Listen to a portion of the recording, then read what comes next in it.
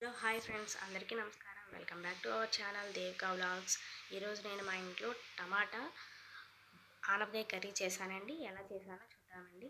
ముందుగా స్టవ్ వెలిగించుకొని పాన్ పెట్టుకొని అందులో 4-5 స్పూన్లు ఆయిల్ వేసుకొని వేడి చేసుకోవాలండి. ఆయిల్ వేడెక్కిన తర్వాత 4-5 వెల్లుల్లిపాయ రేకలు కూడా వేసుకొని ఇలా తర్వాత అర స్పూన్ జీలకర్ర, అర స్పూన్ ఆవాలు వేసుకొని వేయించుకోవాలండి. ఇప్పుడు ఒక రెమ్మ కరివేపాకు కూడా వేసుకొని బాగా వేయించుకోవాలండి.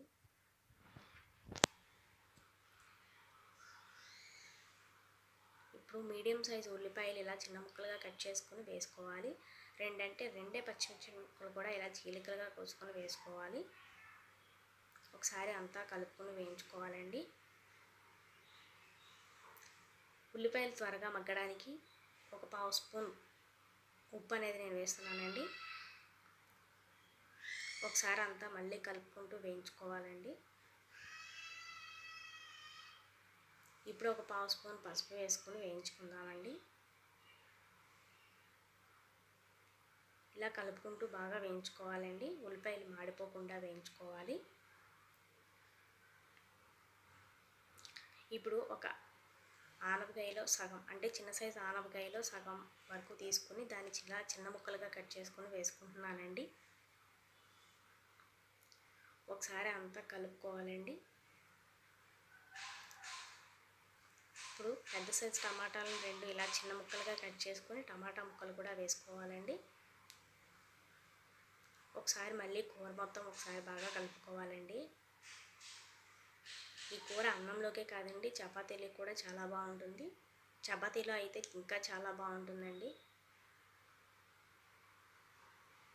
ఒకసారి మళ్ళీ ఇలా అంతా కూర అంతా కలుపుకుందామండి. అంతా ఒకసారి కలుపుకున్న తర్వాత మూత పెట్టుకొని ఒక 10 నిమిషాల పాటు మగ్గనిద్దామండి.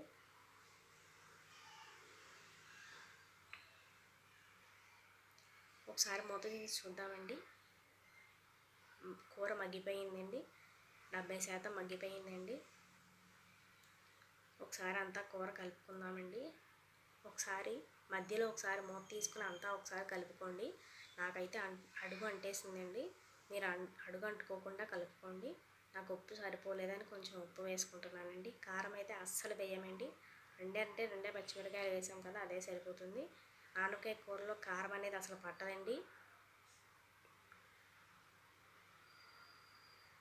ఒకసారి అంతా కలుపుకొని మళ్ళీ ఒక 2 నిమిషాల పాటు ఇలా మగ్గనిద్దామండి. చివరిగా ఒకసారి తీసి చూద్దామండి.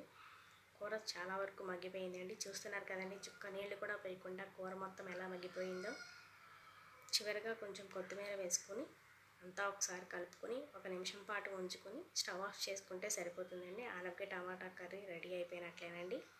థ్యాంక్ యూ అండి. Thank you for watching. Video నచ్చినట్టయితే లైక్ చేయండి, షేర్ చేయండి. తప్పులు ఏమైనా ఉంటే కామెంట్ చేయండి. నా ఛానల్ని మాత్రం సబ్స్క్రైబ్ చేసుకోవడం మాత్రం మర్చిపోకండి. Thank you.